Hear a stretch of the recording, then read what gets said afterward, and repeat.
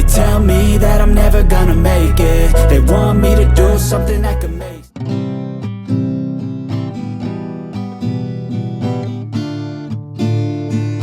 Hello guys, Radhe Radhe. बहुत समय के बाद मिल रहे हैं हम लोग, क्योंकि मेरे आपको पता होगा, मैंने बताया था, शायद नहीं बताया था, मेरे एक छोटा सा एक्सीडेंट हो गया था। उसमें मेरे राइट लेग में, राइट एंकल में मल्टीपल लिगामेंट टीयर हुए थे, जिसकी वजह से ना तो मैं कहीं जा पा रहा था ना कहीं आ पा रहा था, इसलिए व्लॉग भी नहीं आ पाए। जो एक आध बीच में मैं थोड़ा बहुत देर के लिए निकला हूँ किसी की सहायता से, तो वो व्लॉग मैंने डाला था, आई थिंक वो बाइक का, BMW बाइक का। तो आज हम जा रहे हैं जयपुर अपनी रिकॉर्डिंग के लिए।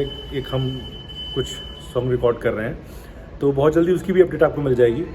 तो पूरे रास्ते आपको गाने सुनाएंगे, पूरे रास्ते दिखाएंगे कैसे कैसे हम लोग मज़े करते हैं। और आज मेरे संग सौरभ जा रहा है, तो सौरभ भी के साथ करते हैं सफ़र को तय जयपुर के। आप बने रहिएगा, जैसा जैसा होगा आपको ज़रूर दिखाएंगे।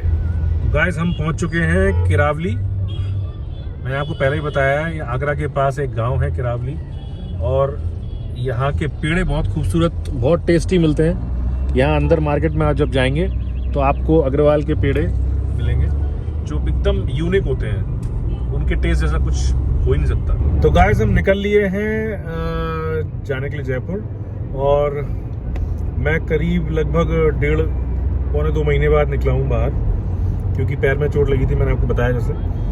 और इतना ठंडा है आगरा में कि it feels like 3 or 4 degrees. लेकिन आज थोड़ा सा अच्छा है क्योंकि आज धूप निकली है और संक्रांत आने वाली है, आज लोहड़ी है। आप सभी को हैप्पी लोहड़ी। हालांकि आप ये वीडियो शायद कल या परसों देखेंगे, क्योंकि इसको मैं कल परसों डालूंगा। आज पूरे दिन आपको दिखाऊंगा और आपको विश्वास नहीं होगा आज हमारे साथ कौन है। देखिए, राधे राधे। और भैया सब कैसे हो? ये सौरभ भैया हमारे साथ आया, बहुत दिनों बाद आया था ये, तो मैंने कहा चलो मेरे साथ। आज हम वरना की सवारी कर रहे हैं। वरना की सवारी। आज हम जा रहे हैं जयपुर, और गुलाबी शहर। बड़े मजे आने वाले हैं। जो जो हम करेंगे आपको दिखाएंगे सारी चीजें। मस्ती करेंगे सब लोग, मिलो जल्दी। राइट, मस्ती करेंगे। वैसे हम अपने काम से जा रहे हैं रिकॉर्डिंग करने के लिए, तो दिखाएंगे आपको सब कुछ।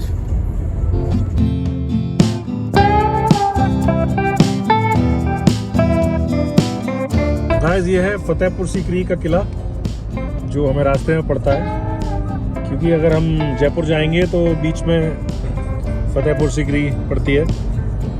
आपको कभी पूरा एग्जैक्टली अलग से एक टूर देंगे फतेहपुर सीकरी का, क्योंकि ये बहुत बड़ा किला है।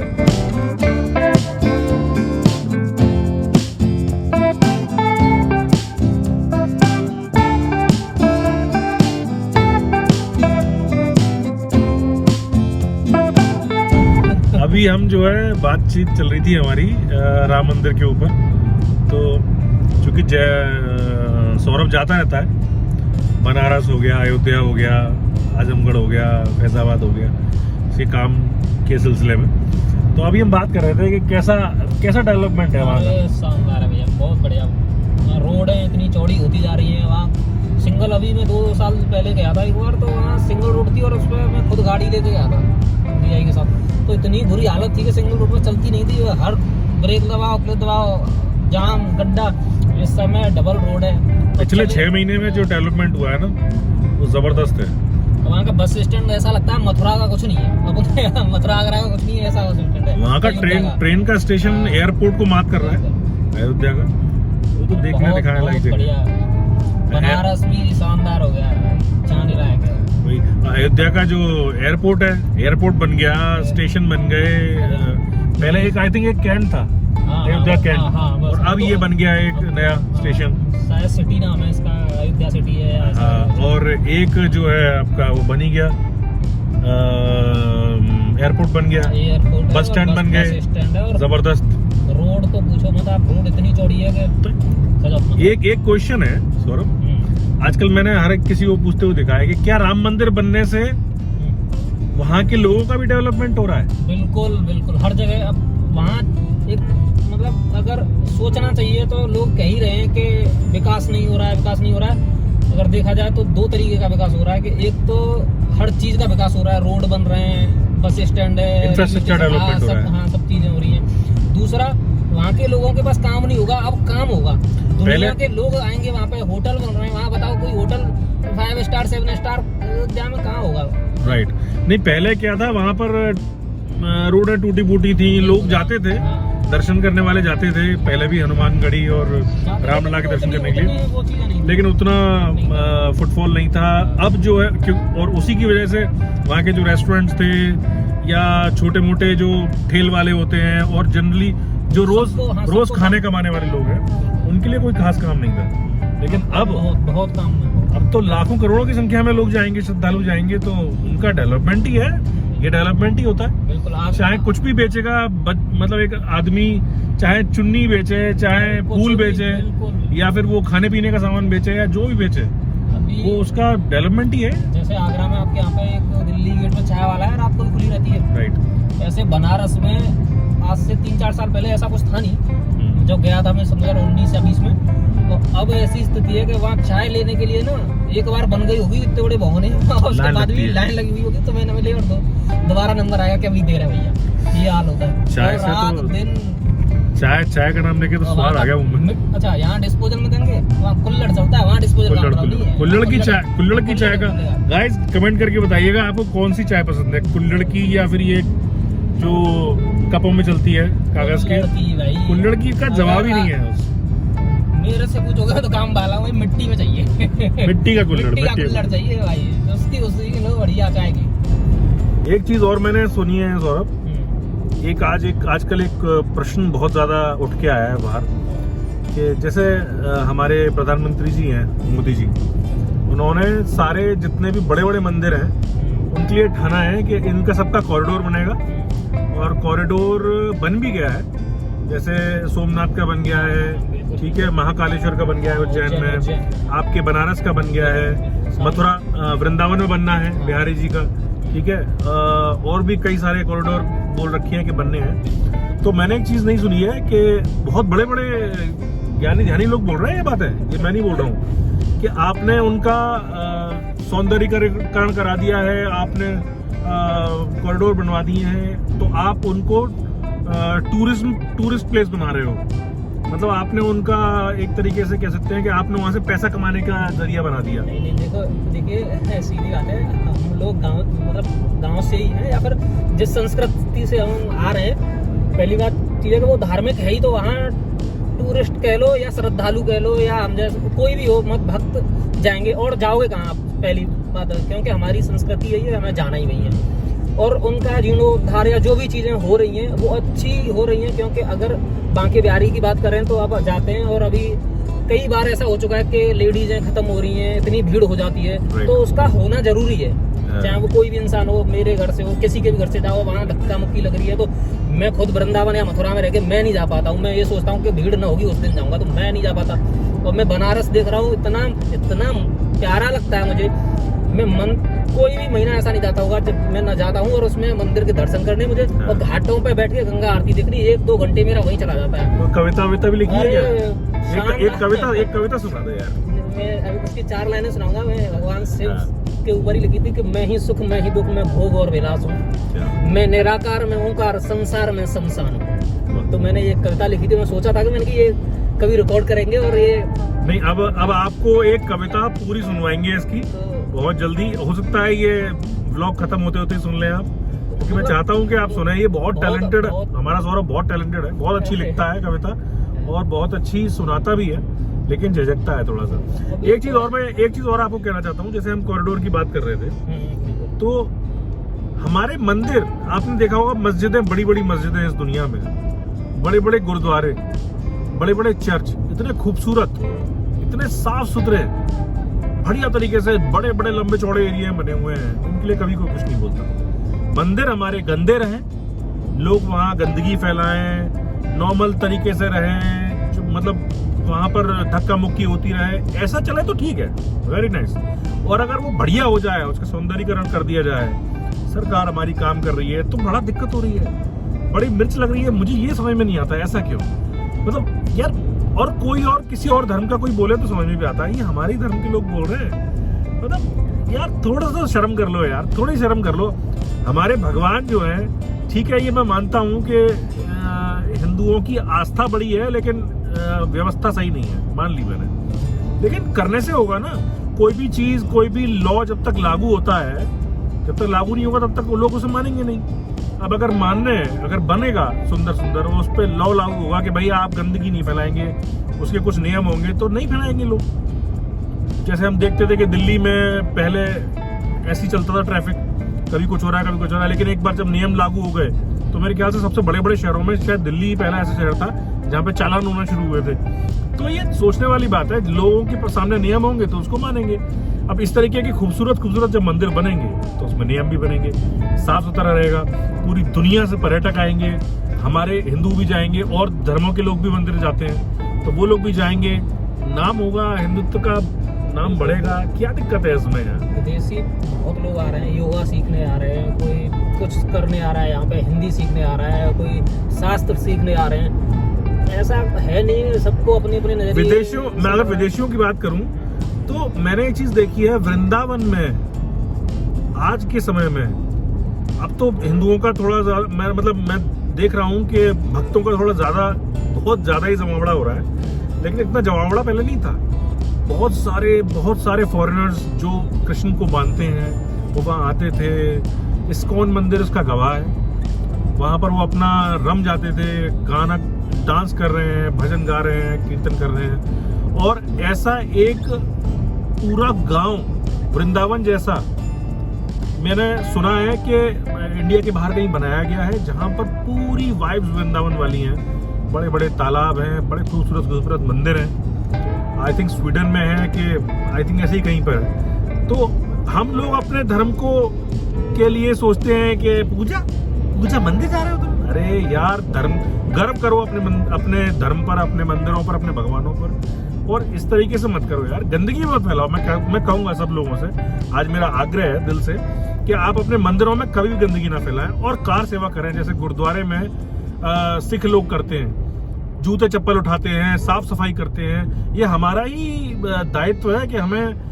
अपने मंदिरों को साफ रखना है, अपने धर्म स्थलों को साफ रखना है, अपने घर को, अपने आंगन को साफ रखना है, जैसे हम रखते हैं। तो ऐसे ही अपने मंदिरों को भी रखना है, क्योंकि वहाँ हमारे भगवान बसते हैं और कोई नहीं चाहेगा कि उनके भगवान गंदगी में रहें। तो इसलिए ये हमारा दायित्व है। लोग हम पे तब हंसना बंद करेंगे जब हम खुद को सुधार लेंगे। तो ये हमारा लिए बहुत जरूरी है, लेकिन उसके लिए ये भी जरूरी है कि सुंदर मंदिर बने, उनके प्रांगण सुंदर हों और बहुत अच्छे तरीके से व्यवस्थाएं हों, जो सरकार आज कर रही है। और मैं उसके लिए बहुत शुभकामना देता हूं अपनी बीजेपी सरकार को, मोदी सरकार को, और मोदी जी को भी, और योगी जी को।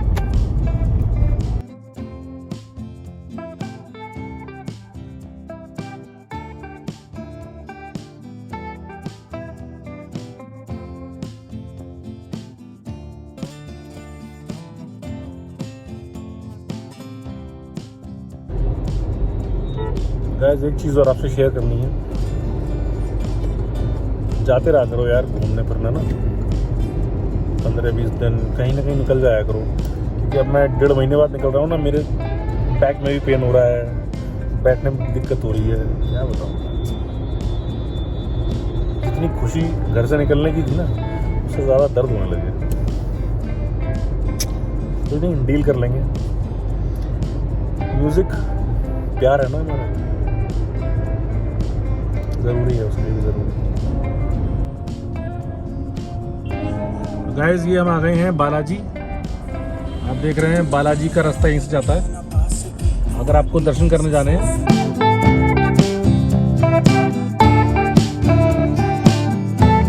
बीच पर रुके थे अभी कहीं, बेसिकली गाड़ी का पेट खाली हो गया तो गाड़ी का पेट भरेंगे, और उससे पहले अपना पेट खाली भी तो करना था, कुछ खाएंगे पिएंगे। देखिए कितनी खूबसूरत जगह है, दिखाता हूँ।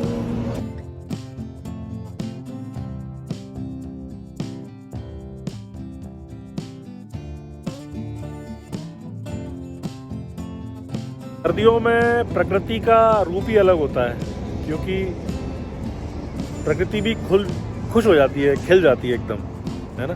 क्या कहते हैं?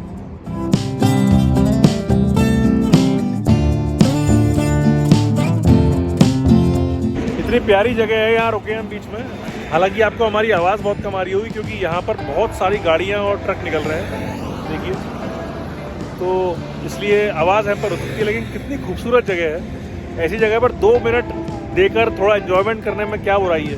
हमने कुछ फ़ोटोज़ वगैरह खींचे हैं अपने, सौरभ के भी, तो बहुत मज़ा आ गया, अमेजिंग। भाई लोग यूपी से आ रहे हो ना, तो गाड़ियों में डीजल भरवा के आना, क्योंकि हमारे यहाँ और राजस्थान में कम से कम 5 से 6 रुपये का फ़र्क है। दिखाता हूँ आपको, 94.27 और हमारे यहाँ आई थिंक 89 पॉइंट समथिंग है। कितना दिक्कत है भाई। तो गाइस हम पहुँच चुके हैं दौसा सिटी और ऑलमोस्ट 60-65 किलोमीटर और रह गया है। दौसा को डोसा भी बोलते हैं आई मीन सब नहीं बोलते, हमारे यहाँ कोई बोलता है।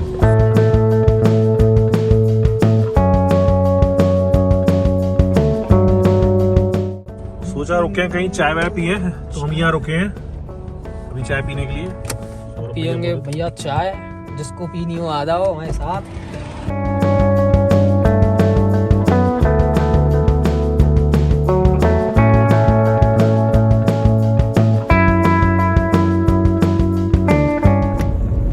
कुछ सुना दूं। ओ यूं ही रोने नहीं दूंगा, यूं ही रोने नहीं दूंगा, मैं जब तक जिंदा तुझे कुछ होने नहीं दूंगा। दोस्तों हमारे सौरभ भाई को थोड़ा बहुत ज्योतिष का भी ज्ञान है, तो इससे कुछ पूछेंगे हम। जनरली जो लोगों को प्रॉब्लम रहती है, जैसे राहु की महादशा या शनि की 7.5 ढैया या 7.5 जो भी बोलते हैं, तो इस तरह की चीज़ों पे थोड़ा सा जानते हैं इससे क्या होता है। मतलब अब बिल्कुल ही गांव वाली भाषा में कि भैया हवा बहुत बना रखा है हर चीज़ों में। कोई भी ग्रह हो, चाहे वो बृहस्पति हो, जुपिटर हो, या शनि हो, या राहु हो, कोई भी हो, सब अपनी अपनी जगह पे अपने अपने प्रभाव देते हैं। शनि है क्या, कर्म कारक है, और संघर्ष है। मतलब संघर्ष का मतलब ये नहीं है, वो ये कहता है कि आपको कर्म करना है और मेहनत करनी है। तो शनि खराब थोड़ी ना, शनि तो अच्छा है भाई। आप कर्म करोगे, मेहनत करोगे ना, तो वो कह रहा है कि मैं तुझे इस लाइन पर लेके चल रहा हूँ। और मैंने अक्सर करके देखा है, अगर शनि जिस इंसान का बढ़िया हुआ या वो कर्म कर रहा है, तो उसको जिस लाइन में चल रहा होगा उसे मुकाम मिल गया होगा। मतलब कहीं ना कहीं अपनी एक ऐसी जगह पर पहुंच गया होगा कि हाँ, वो उसे हो गया होगा कि मैं इसमें चल निकला हूँ। तो अगर वो कर्म कर रहा है तो, और शनि की जब महादशा या 7.5 चल रही होगी ना, बंदा पैदल चलेगा। अक्सर करके देखना, चाहे उसके पास गाड़ी हो या उसके कहते हैं ना कि मुझे लेने आ रहा है, मैं भाई को बुला लूंगा, ये कर लूंगा, तो उस समय पे उसका दिमाग ऐसा हो जाएगा कि पैदल ही निकल जाता। सब कुछ होने बावजूद भी हाँ, पैदल चला जाता हूँ। तो शनि बहुत अच्छा है। अगर आप शनि के अनुसार अगर आप चल रहे हो, तो आप सोचो कि वो आपको ये बोल रहा है कि भाई कर्म से नहीं अपने से डिगना है, गलत काम करना नहीं है, मैं सजा सबको देता हूँ। और भाई जिस इंसान, मतलब जो इंसान या जो भी देवता है या जो भी है वो शनि, तो आप कहीं भी चले जाओ, भगवानों के लिए भी उन्होंने बोला है कि मुझे इसका न्याय का देवता बनाया है, मैं धीरे धीरे चलता हूँ, वो लंगड़े हैं इसलिए। तो सब। और राहु का क्या सीन है? राहु केतु और राहु ऐसा माना जाता है, बोला जाता है कि जाने वो सब पड़े हुए हैं, सब जानते हैं कि वो समुद्र मंथन हो रहा था, वो सब चीजें ऊपर का हिस्सा चला गया केतु के लिए, राहु के लिए नीचे का हिस्सा आ गया केतु के लिए। तो राहु खोपड़ी है, हमारी जितनी खोपड़ी ज्यादा चलेगी हम उतना ही ज्यादा भ्रमित होंगे। तो राहु का काम है भ्रमित करना। गाइस अगर कोई काम अटक रहा है ना आपके, तो चेक कराओ कुंडली कहीं राहु केतु या फिर शनि की 7.5 इतनी चल रही है। देखो सब समय के अनुसार होता है, न तो कोई किसी भी आप जब जन्म ले रहे होते हो उस समय दशा निर्धारित होती है, और कितने भी योग हों कुछ भी हो, कोई काम नहीं करते हैं जब तक आपके फेवरेबल दशा नहीं है। तो मेरा मानना ये, अगर दशा अच्छी मिल गई और स्ट्रॉन्ग है कुंडली में वो ग्रह और योग बना रहा है कोई भी, तो आप रुकने वाले नहीं हो। कहने का मतलब वो कुछ ना कुछ दे के जरूर जाएगा। अब आपके ऊपर है कि आप कितनी मेहनत और कितनी ताकत कर रहे हो, दे रहे तो हो। मतलब कहने का मतलब ये है कि मेहनत करते रहना है, चाहे कुंडली कैसी भी हो। अगर आप मेहनत करते रहोगे तो एक ना एक समय ऐसा आएगा कि कहीं ना कहीं कोई ना कोई ग्रह आपका काम बना ही देगा। तो जय श्री राम, जय प्रभु जी, जय हनुमान। हम लोग जयपुर एंट्री कर चुके हैं, हम इस समय पहुंचे हैं खातीपुरा। हम लोग बेसिकली बाहर से आए हैं क्योंकि जयपुर में इस समय बहुत ट्रैफिक होता है, तो हमने आउटर रिंग रोड जो है वो पकड़ ली थी जयपुर की, और अब हम अंदर एंट्री कर रहे हैं जयपुर में।